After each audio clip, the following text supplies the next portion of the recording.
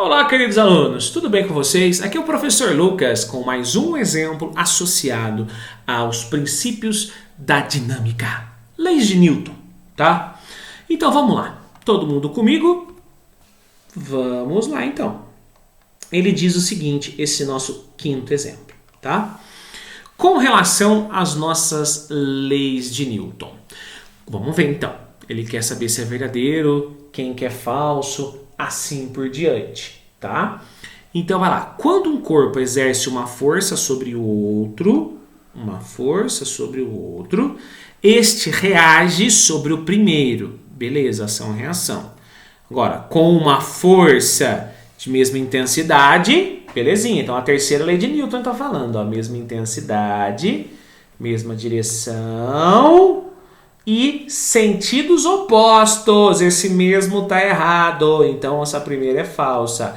Terceira lei de Newton, mesma intensidade, mesma direção, sentidos opostos e obrigatoriamente corpos diferentes, tá? Vamos lá, então essa primeira é falsa.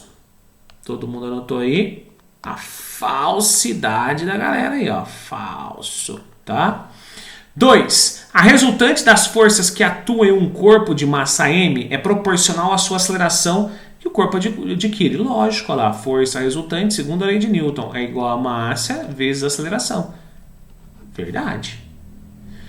3. Todo corpo permanece em seu estado de repouso ou em movimento retilíneo uniforme, inércia. A menos que uma força resultante agindo sobre ele altere sua velocidade. Perfeito. Esse é o enunciado clássico da primeira lei da lei da dinâmica, também conhecido como lei da inércia. Tá bom? Então 2 e 3 tá ok. 4.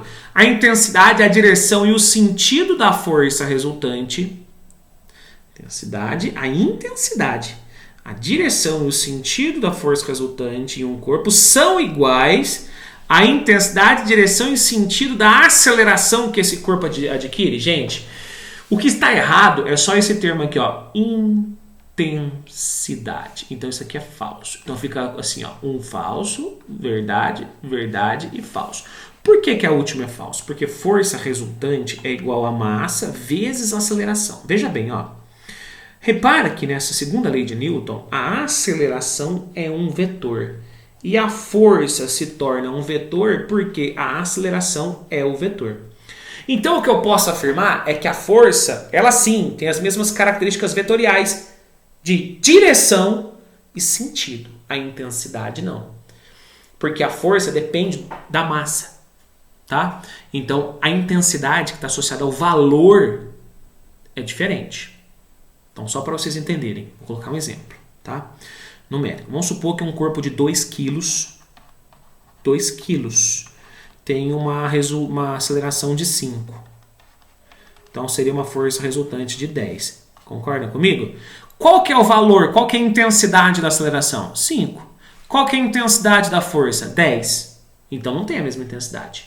Então por não ter a mesma intensidade, a afirmativa 4 ela é falsa, ficando apenas a 2 e a 3. A alternativa D de dado.